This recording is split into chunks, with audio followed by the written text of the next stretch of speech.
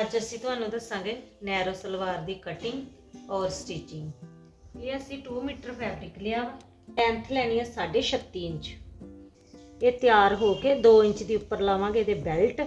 ਇਹ ਜਾਨੀ ਕਿ ਤਿਆਰ ਹੋ ਕੇ ਸਾਡੀ ਸਲਵਾਰ 36 ਇੰਚ ਰਹਿ ਜਾਏਗੀ।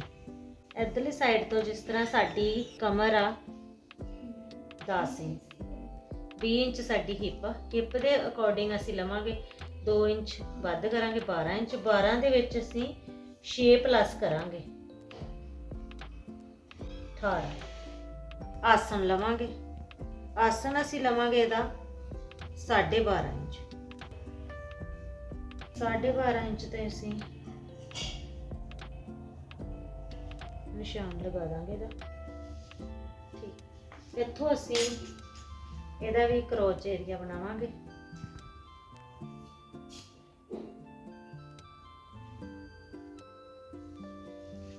ਫਿਰ ਅਸੀਂ ਲਵਾਂਗੇ ਇਧਰੋਂ ਇਹਦੀ ਪੌਂਚੇ ਦੀ। ਪੌਂਚਾ ਅਸੀਂ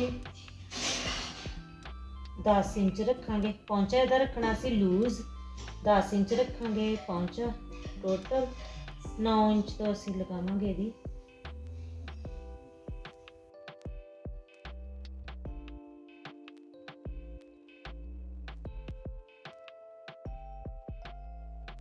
ਨਿਸ਼ਾਨ ਲਗਾ ਕੇ ਇਹਨਾਂ ਨਿਸ਼ਾਨਾਂ ਤੇ ਹੀ ਕਟਿੰਗ ਕਰਾਂਗੇ।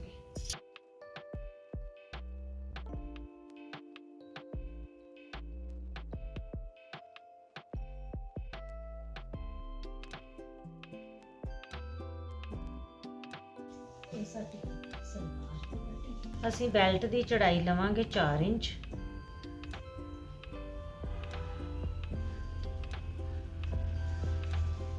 ਇਧਰੋਂ ਵੀ ਲੈ ਲਾਂਗੇ 4 ਇੰਚ। ਜਦੋਂ ਇਹਨੂੰ ਫੋਲਡ ਕਰਾਂਗੇ ਇਹ 2 ਇੰਚ ਰਹਿ ਜਾਏਗੀ।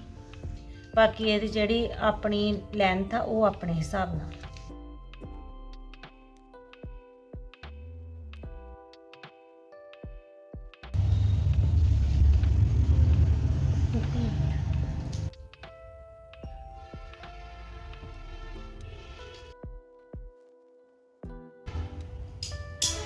ਬੈਲਟ ਅਸੀਂ ਇਹਦੇ ਵਿੱਚ ਪਲਾਸਟਿਕ ਲਗਾ ਕੇ ਫਿਰ ਇਹਨੇ ਇਵੇਂ ਨੂੰ ਉੱਤੇ ਫਿੱਟ ਕਰ ਦਿੰਦੇ।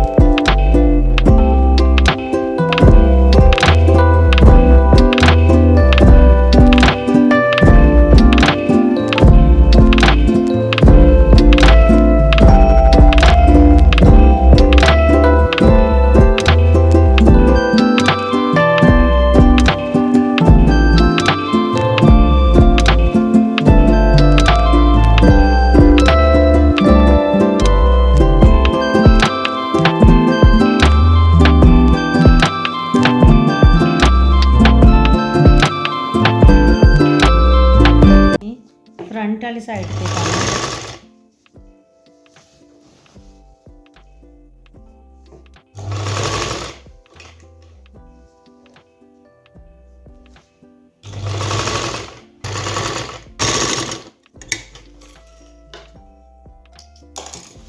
फिर असी दूसरी साइड पे भी इवें ही पावांगे।